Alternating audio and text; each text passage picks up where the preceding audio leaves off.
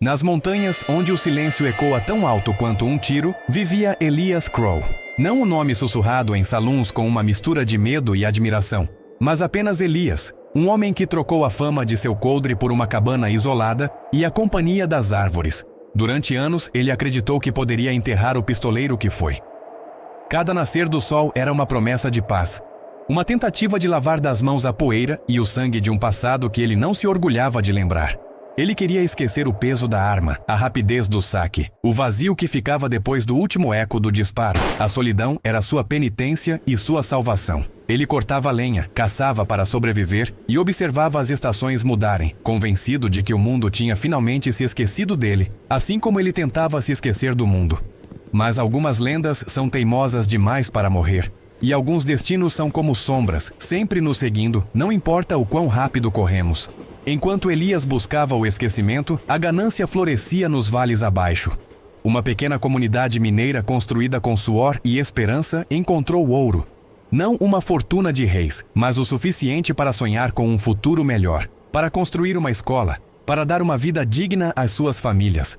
O brilho do ouro, no entanto, não atrai apenas sonhadores. Ele atrai predadores.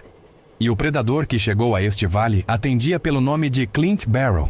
Barrow não era um simples ladrão. Ele era um tirano com uma arma na mão e um exército de homens sem escrúpulos ao seu lado. Ele não queria apenas roubar o ouro, ele queria subjugar a alma da cidade. Impôs um imposto sobre cada pepita, cada grão de pó dourado extraído da terra. Era um imposto pago não com moedas, mas com medo. Qualquer um que ousasse desafiá-lo era transformado em exemplo. As ruas, antes cheias de esperança, agora ecoavam com o som das botas dos homens de Barrow e o silêncio aterrorizado dos mineiros.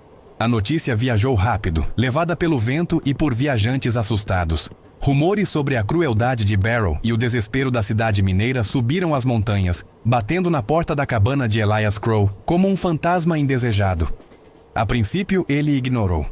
Não era mais sua luta. Ele tinha feito uma promessa a si mesmo, de nunca mais sacar suas armas por causa dos problemas dos outros. O mundo que se resolvesse. Mas as histórias continuaram chegando, cada uma mais sombria que a anterior. Falavam de famílias passando fome, de homens bons sendo humilhados, de uma comunidade inteira vivendo sob o jugo de um déspota. Uma noite, um jovem mineiro mal saído da adolescência subiu a montanha. Ferido e desesperado, ele não procurava o pistoleiro lendário, mas o homem que, segundo as histórias, já tinha defendido os indefesos. Ele contou a Elias sobre sua irmã, sobre seus pais, sobre o medo que sentiam ao acordar e ao dormir. Ele não pediu que Elias lutasse, ele pediu esperança. Naquele momento, olhando para o rosto do jovem, Elias viu os fantasmas de todas as pessoas que não conseguiu salvar no passado. Viu a inutilidade de sua fuga. Ele podia se esconder do mundo, mas não podia se esconder de sua própria consciência. A paz que ele buscou nas montanhas era uma ilusão, uma mentira que ele contou a si mesmo para poder dormir à noite. A verdadeira paz não era uma ausência de conflito, mas a coragem de enfrentar a injustiça. Ele percebeu que seu isolamento não era redenção, era covardia. Naquela noite, sob um céu estrelado que parecia julgar sua alma, Elias Crow tomou uma decisão. Ele desenterrou o passado, literalmente. Em uma caixa de madeira escondida sob o assoalho de sua cabana, estavam eles. Seus revólveres. Frios, pesados, mas familiares. Ao tocá-los, ele não sentiu o prazer da violência, mas o peso da responsabilidade.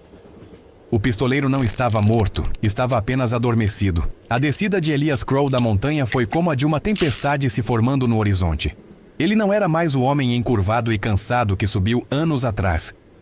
Ele caminhava com um propósito renovado. Sua chegada à cidade mineira foi discreta, mas sua presença foi sentida imediatamente.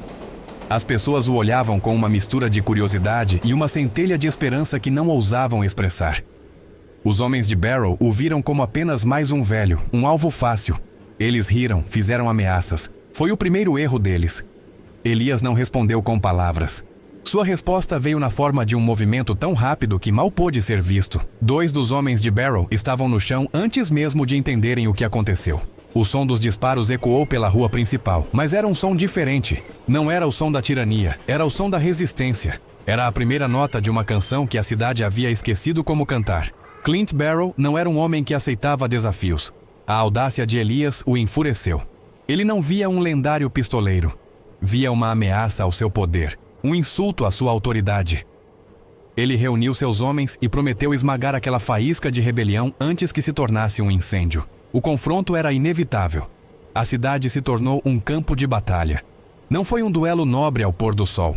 Foi uma guerra suja, travada em becos empoeirados, em saluns e nas ruas principais. Elias não lutou sozinho por muito tempo. Inspirados por sua coragem, os mineiros pegaram pás, picaretas e velhas espingardas.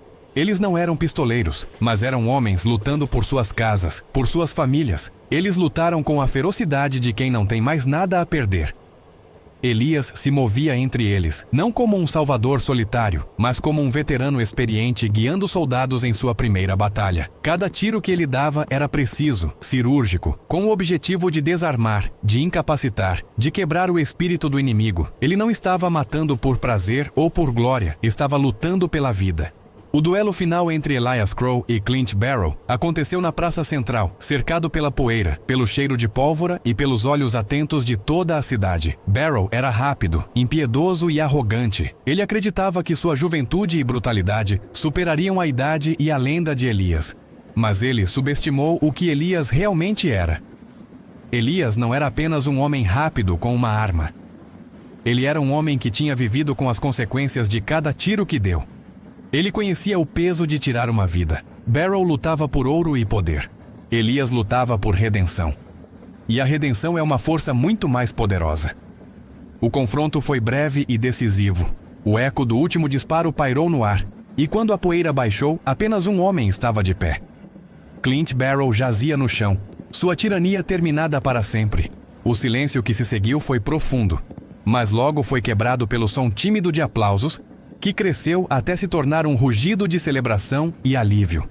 Naquele momento, em meio à gratidão dos mineiros, Elias Crow encontrou o que procurava. Não era o esquecimento, mas o perdão. Não o perdão dos outros, mas o seu próprio. Ele percebeu que não podia apagar seu passado, mas podia usá-lo para construir um futuro melhor para alguém. A redenção não veio do isolamento, mas da conexão. Não veio do silêncio, mas do som de um tiro disparado pela razão certa. Ele não ficou na cidade para ser um herói.